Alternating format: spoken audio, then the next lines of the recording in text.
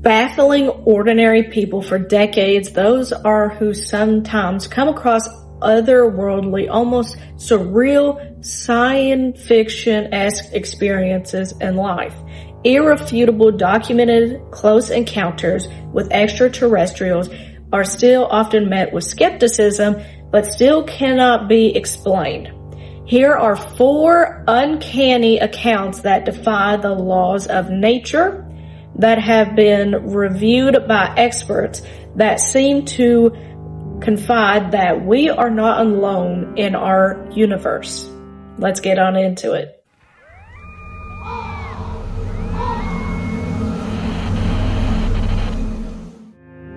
Of course, we're going to start off with the Kelly Goblins, or the Kelly Hopkinsville encounter in 1955. The first account begins in Kentucky.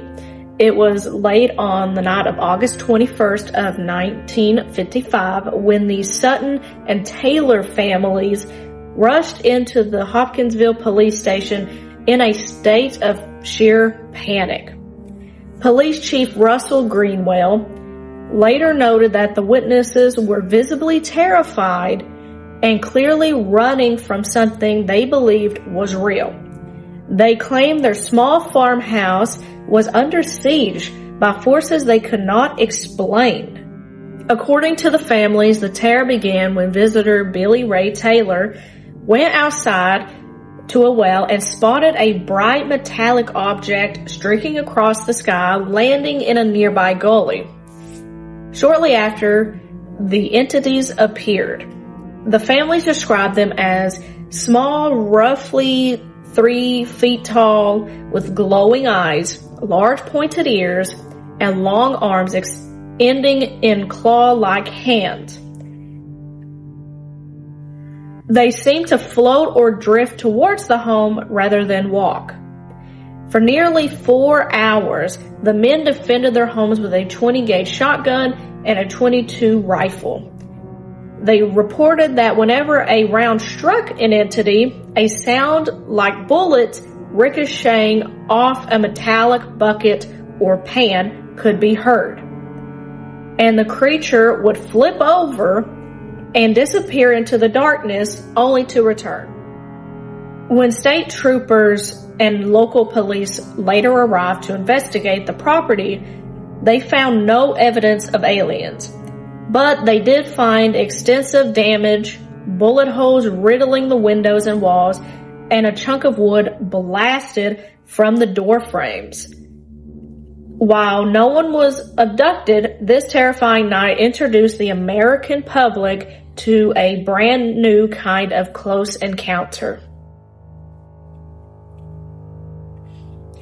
Next is Betty and Barney. The second account would take 6 years later in 1961. While they thought it was a quiet drive home through the midnight dark, would instead change the lives of Betty and Barney Hill forever. Betty, a social worker, and Barney, a postal employee, were returning to Portsmouth from a vacation in Canada. As they traveled south through New Hampshire's isolated White Mountains, they noticed a bright point of light in the sky that seemed to move erratically, eventually tracking parallel to their vehicle. Barney stopped the car near Lancaster, stepping out with a pair of binoculars. Through the lenses, he observed a massive structured disc-like craft hovering slightly over the trees. Inside, he claimed to see humanoid figures looking back at him. Terrified, he jumped back in the car and drove away at high speed. When they finally arrived home, they discovered something deeply unsettling. The journey had taken 2 hours longer than it should have, a gap of missing time they could not account for. Furthermore, Barney's shoes were strangely scraped. Betty's dress was torn, and the truck of their car concentric circles that caused a compass needle to spin wildly. Plagued by severe anxiety and returning nightmares, the Hills eventually sought the help of Dr. Benjamin Simon, a respected Boston psychiatrist and neurologist who used regressive hypnosis over several months. During separate hypnosis sessions, both described remarkably similar accounts of a missing period of time. Both recalled their car engine dying and being led up a ramp onto a clinical environment by short, gray-skinned beings with large, wrapping eyes. Both later described being subject to medical examinations. During these sessions, Betty recalled asking a leader where they were from. In response, she was shown a map of grouping stars. She later sketched this map from memory, a drawing featuring prominent lines indicating trade or exploration routes. Years later, researchers would attempt to map her drawings against real astronomical charts, leading some to believe it pointed directly to the Zeta Reticuli star system. It remains the world's first widely publicized alien abduction case. Our next story is the Pascagoula incident. In autumn of 1973, our third occurrence would happen over at the banks of Pascagoula River in Mississippi. 42-year-old Charles Higginson and 19-year-old Calvin Parker, both shipyard workers, were enjoying a quiet evening of night fishing off a pier at an abandoned shipyard. The peace was shattered when a strange whirling sound filled the air and an oval-shaped craft emitting bright blue lights descended and hovered just above the ground near them. The men reported being suddenly paralyzed as three bizarre entities floated out of the craft towards them. They had no visible eyes, slit-like mouths, crab-like claws for hands, and pointed carrot-like protrusions where their nose and ears should be. According to Hickson, two of the creatures levitated him off his feet and brought him inside a bright room where a large mechanical eye floated in midair. Scanning his body, Parker, overwhelmed by terror, fainted during the encounter. As soon as they were released and the objects vanished, the men went straight to the Jackson County Sheriff's Department.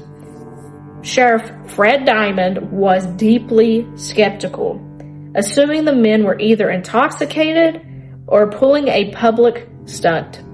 Hoping to catch them in a lie, deputies left Hickson and Parker alone in an interrogation room with a hidden voice-activated tape recorder running. But instead of celebrating a successful hoax, the recording captured the two men expressing fear, praying and discussing what they believed had happened to them. That recording remains one of the most discussed pieces of evidence in UFO history that can still be accessed to this day. Jesus Christ. You hear about something like that, but you can't believe it. Yeah, you hear that. I know. Where is something the United States could have up there?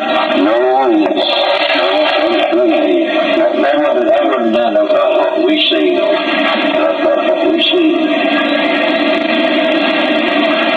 It's something, and the Air Force and all know it's up there too, see. And this ain't gonna be the only time this gonna happen again. This is all kind of hard to take down, ain't she? I know. Come one down each and that scared me to death too, so. I'm just letting you crying right now. I can't tell you that. It's something that you can't get over in a lifetime, you see. Jesus Christ. What's so damn bad about it? Nobody's believe. That's what I thought. I had been through enough of hell on this earth, and now I have to go through something like that, see. They could have, I guess they could have harmed us. So they could have done anything to us if they didn't hurt me. Maybe why they just take that? So, I don't know.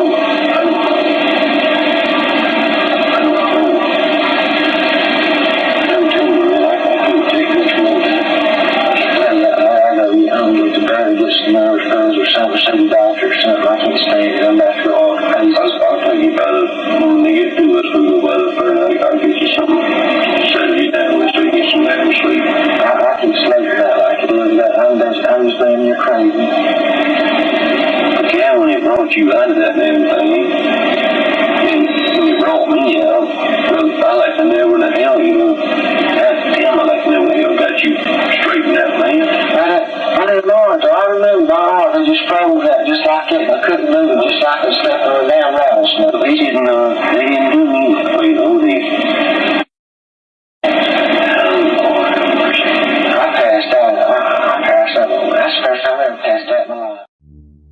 Our last story is Travis Walton. Suddenly, as they drove down a remote forest road, the crew encountered a metallic, amber glowing disc hovering just above the tree line, illuminating the dark forest. Captivated, 22-year-old Travis Walton stepped out of the truck and walked towards the light against the frantic shouts of his crewmates. Before their eyes, a powerful blast of blue-green energy struck Walton in the chest, lifting him up and throwing him violently backwards onto the ground. Panic took over. Believing Walton was dead, the crew foreman Mike Rogers stepped on the gas and fled the area. When the men stopped a short distance away and built up the courage to return for their friend, just minutes later, Travis Walton was completely gone. For 5 days, Walton was missing. Local law enforcement, led by Sheriff Marlon Gipsley, suspected the loggers were covering up a murder. The remaining 6 crew members were subjected to rigorous polygraph testing regarding the incident. 5 of them passed decisively, while 1 test was inconclusive, proving they genuinely believed they saw a craft and saw Travis struck down. 5 days later, a weak, disoriented, and severely dehydrated Walton called his brother-in-law from a telephone booth in Snowflake, Arizona. He had reappeared, claiming he had awaked inside a strange metallic room filled with low gravity, surrounded by short, hairless entities before escaping into the night. The case remains a landmark event due to the sheer volume of eyewitness testimonies. 4 entirely different groups of people, from rural farmers and blue-collared shipyard workers to forest loggers and professional city employees, across the span of 20 years. Yet across all their stories, certain recurring themes appear throughout the accounts. The sudden appearance of an unearthly light, an encounter with entities that defy conventional biology, and a life forever altered by the unknown. Are these accounts the result of elaborate, unexplained mass hysteria, or true encounters with the extraordinary? The answer remains out there to this day. Alright, so that's going to be today's video. I hope you enjoyed it. I enjoyed reading these encounters. I always have been fascinated with alien abductions and the unknown in general, so this was right up my alley, and I wanted to make a video about it, so I hope you guys enjoyed that. But we are getting close to almost 100 subscribers now. Some people might not find that a big milestone, but I certainly do, because that means 100 people actually want to subscribe and support my channel and content and what I do. So I thank you for that. But I am planning a special video for whenever I hit that milestone. So join the Discord server, link down below, where you can actually give some ideas for that video idea. I have something in mind, but I want to hear what you guys come up with first. So I'll have that in the link, and I'll have these stories linked in the bio as well. So until next time, thank you for watching, and I'll catch you in the next one.